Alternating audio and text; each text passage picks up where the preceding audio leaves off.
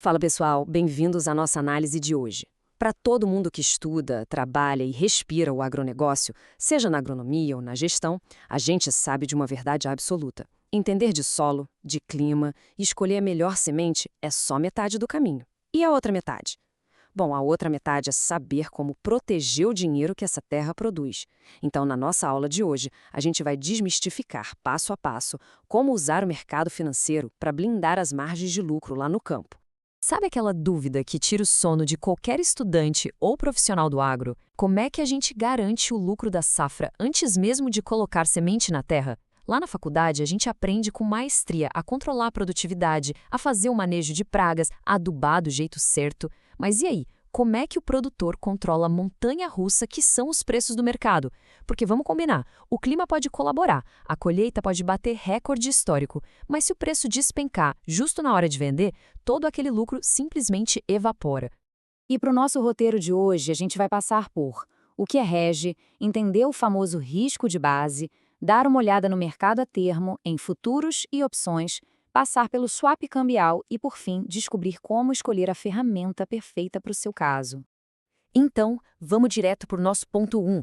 O que é hedge? A base da proteção. Se a gente pegar a tradução literal da palavra hedge do inglês, significa cercar ou restringir.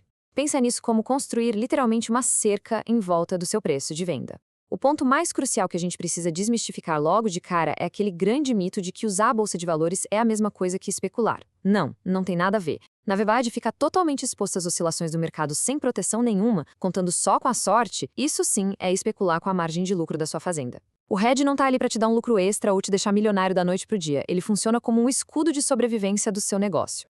Passando para o tópico 2. Entendendo o risco de base. É aqui que a gente conecta a teoria da bolsa com a realidade bruta lá do campo. Nosso país tem dimensões continentais, certo? E isso traz um baita de um desafio logístico.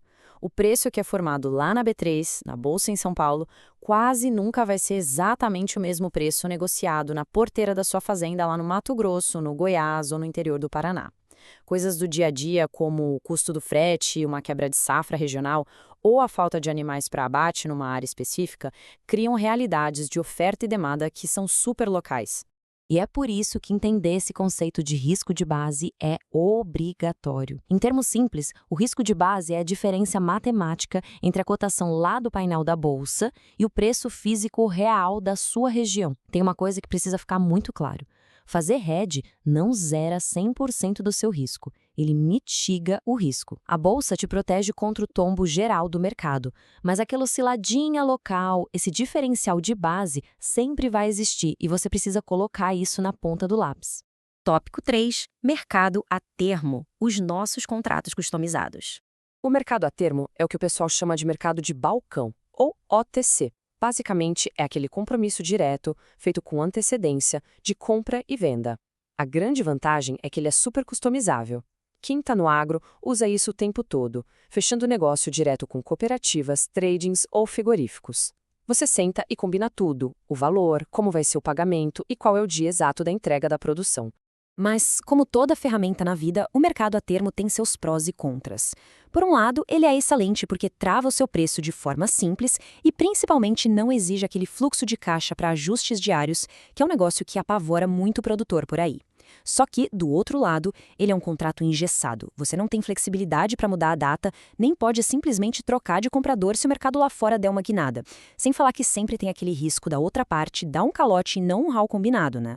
E aí, chegamos no ponto 4, futuros e opções, a proteção padronizada que rola lá dentro da bolsa.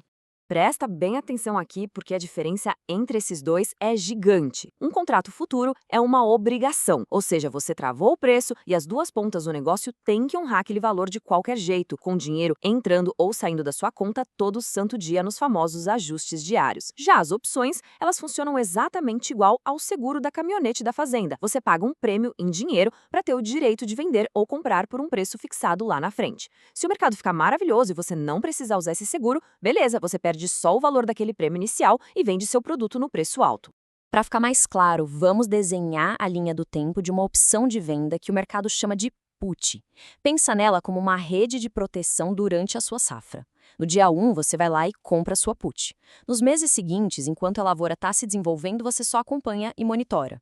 Lá no final, na hora do vencimento, se o preço no mercado estiver lá nas alturas, ótimo. Você vende sua produção no físico e joga o contrato de opção na gaveta. Mas, se o mercado estiver derretido, você exerce o seu direito e garante aquele preço piso que você combinou lá no dia 1. Para não ficar só na teoria, imagina a situação real desse pecuarista. Ele queria garantir R$ 320 pela arroba lá para agosto.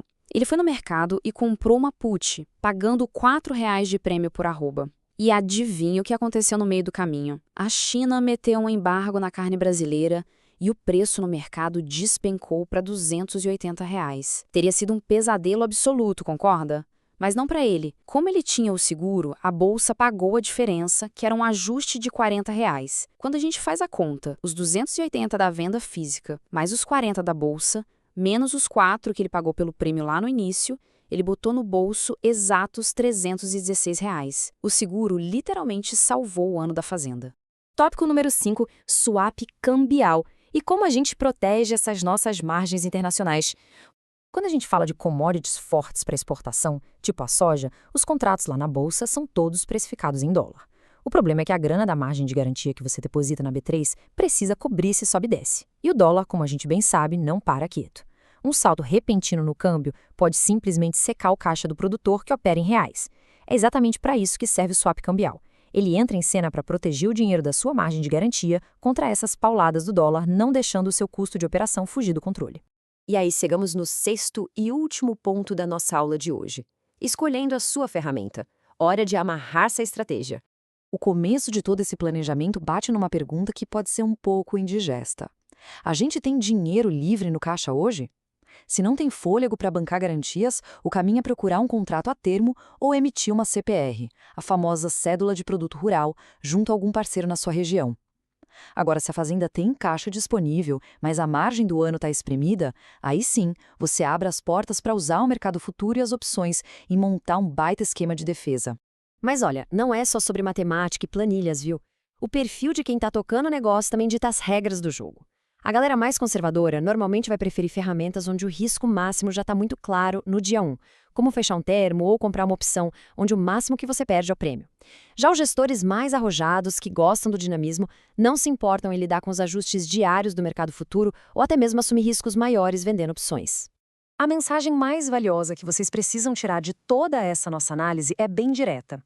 Gerenciar finanças não é mais uma habilidade opcional no agro de hoje. Acabou essa era.